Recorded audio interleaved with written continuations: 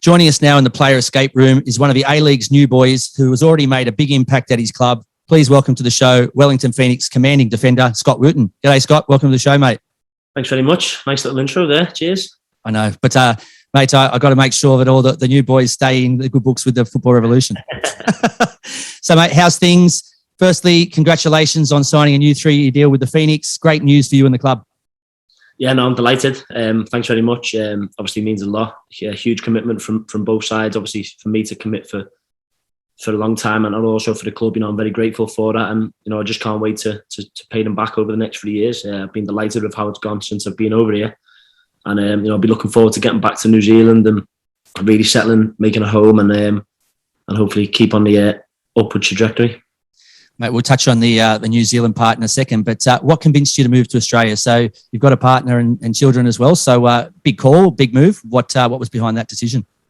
I just got a bit fed up, really, to be honest, of playing in England. As I was getting older, I probably realised the first part of my career was spent in the Championship, and as you get older, unless you were going to be in a team that was going to get promoted, it was probably going to be very impossible to get back there.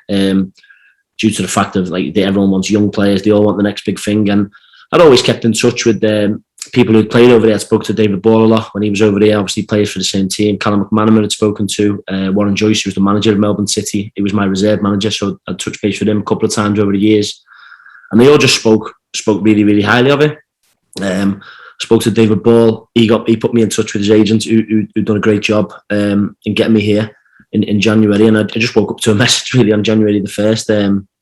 Saying, this has come up. What are you thinking? It was on the phone at 5:30 in the morning, and it just went from there. Really. Then I spoke to the boss a couple of hours later, and just said, yeah, it was a no-brainer for me. Like I say, I felt like I'd achieved all that I could have achieved in England, and I was just ready for a fresh start and a fresh challenge. And like I say, I think it's one of the best decisions that I've probably ever made. And the other best decision was following the path of VIP ball, right? Because not everyone gets the red carpet rolled out for them. So if you follow the same path as him, then it was a very smart move on your behalf. He doesn't shut up, does he? He's absolute quality. But like I said, I'm not going to bag the big friends of the show. So we can just park that one for another day or a private message offline. But mate, so how are you finding the A-League and Sydney? You guys are going home at the end of the month, and you've got 2 games, I think one in Wellington and Auckland locked in New Zealand, which will be your first games for your club back home. But how are you finding things here in Sydney? Yeah, I love it. I think it's an unbelievable city. Absolutely. I'm disappointed with what's happened with the weather, though. Everyone was telling me it'd be dead hot and sunny, but we've had storms, torrential rains, floods, everything. But no, I'm only joking. It's been great. I've loved it. For obviously the first time to Australia and this part of the world. So I'm probably a bit different to the rest of the lads. The rest of the lads can't wait to get over to New Zealand. Look, I'm excited as well. Again, it'll be a new place that I will have seen and lived in. Because I've not been there, I don't really know what to expect. So for me, I've just loved being in Australia, especially in Sydney. It's an amazing place and an amazing city. Most certainly is. So, mate, your CV is very impressive, having played at huge clubs, Liverpool, Man United and Leeds.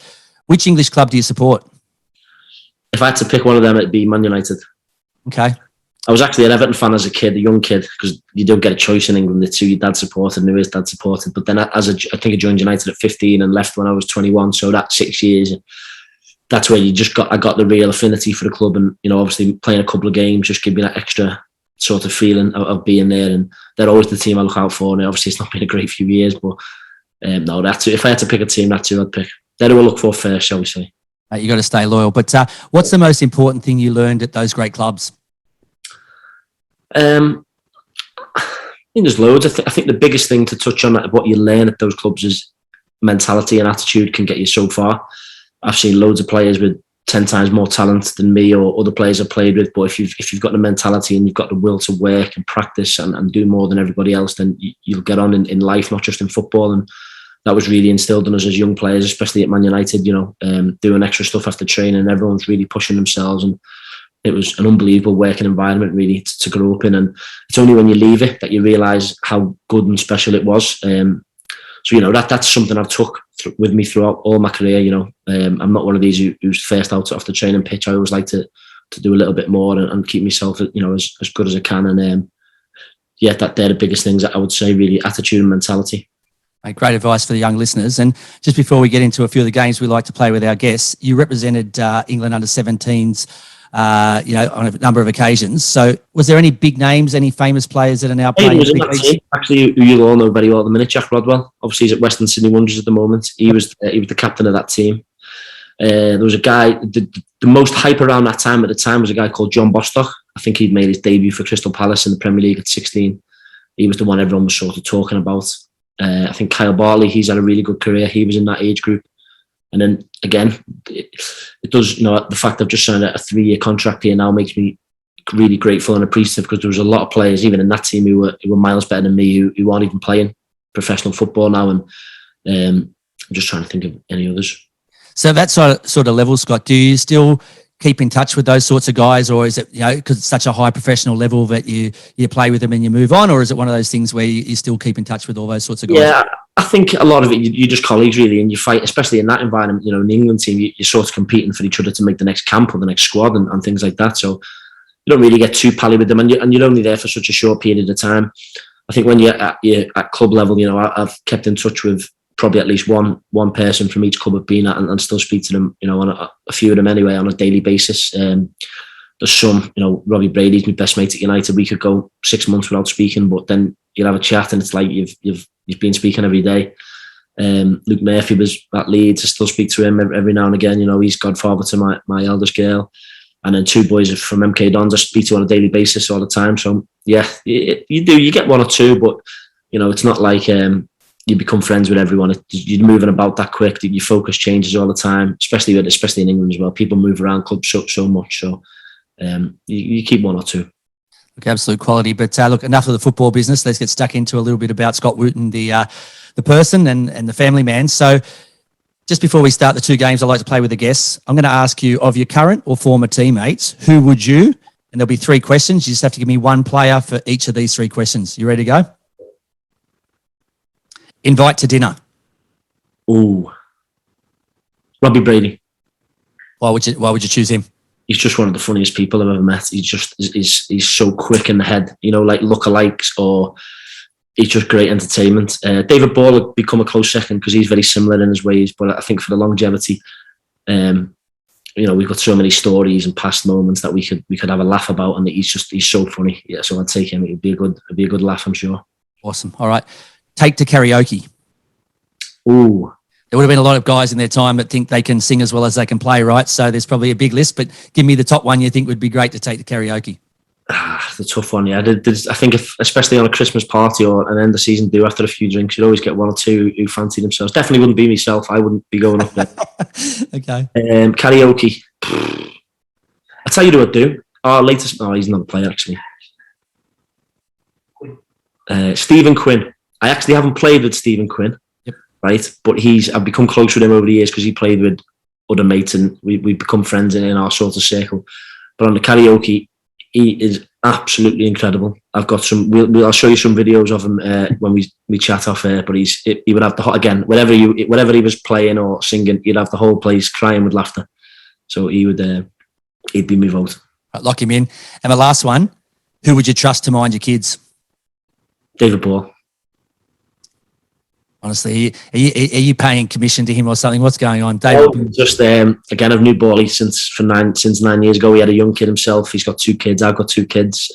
He's a great dad. His kids were over here now, so I would feel safe with him looking after the kids. He's very dozy and a bit sloppy when he's not around his family because he just sort of mentally switches off and he goes all over the place. But I think when he's around his family and kids, he's switched on. So I'd go for David Ball. I can't disagree with that, and I love golden balls, David Ball too. But I'm just sick of him being good at everything. So I wish people would stop talking. He's not good at golf. He's not good at golf. Oh, he's terrible, mate. Honestly, he's awful. He thinks he is. Well, that's good. Let's start promoting him as a golf player then. That'd be fantastic. Can he sing? Maybe we can throw him forward for karaoke as well. I'm not sure if he can sing, but golf. If you're looking for something that he's not very good at, it's golf. All right, well, I'm going to start digging and find some more stuff too. This can be my new campaign on the show. All right, so moving on to the first game we like to play with our guests. It's called Lock, Stock and 3 Smoking Balls. So I'll ask you 3 questions, not David Ball, just 3 smoking balls. But yeah, you ready to play? Yep, let's go. If you could sign one player from any A-League club to join the Wellington Phoenix, who would it be? Jamie McLaren. Why does everyone say the J-Mac? Because for me, goals, you're only as good as your strikers, and goals are the most important thing in football. I think defensively you can have a setup. Obviously, having better players and better defenders helps. But I just think it's a no-brainer, really. What I think I seen a stat the other day, he scored 71 goals in 80 games. That's almost averaging a goal a game. It's actually quite incredible, really.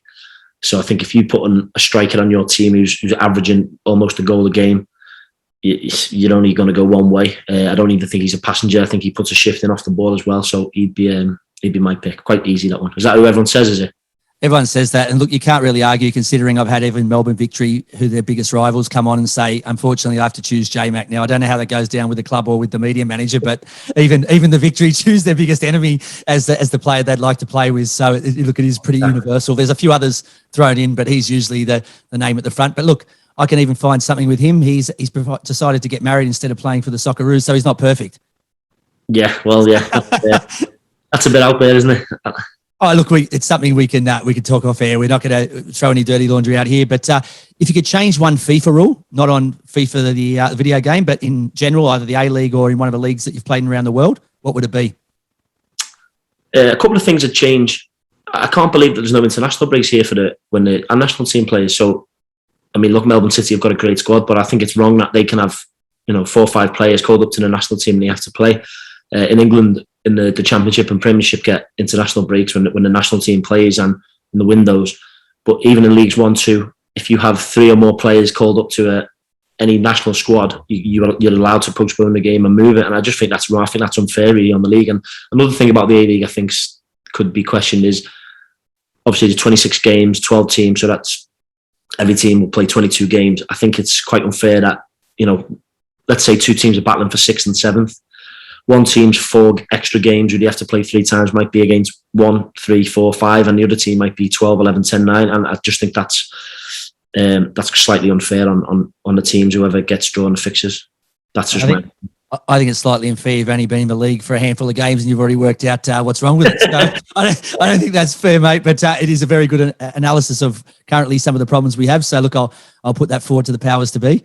Yeah, please do. I just find it strange. I think the fixture one is unfair because I'm not going to say it questions the integrity, but let's say we're 7th at the minute, and let's say we're fighting with Sydney FC, and we've got 4 games left, and it's the extra 4 games, and we're playing Melbourne City, Western United, Melbourne Victory, and they're playing Perth, Brisbane. Listen, I'm just talking in the future. I'm just talking about where the league table is now. That's not to say that teams could drop out, teams could do better, but I just don't think that's quite right, really. I've never seen it in a league, and for the internationals, I think that there's not that many games for the league campaign, so I'm sure he could postpone it. I know this season's been different because of COVID and stuff and the weather, but I'm sure there'll still be ways around it.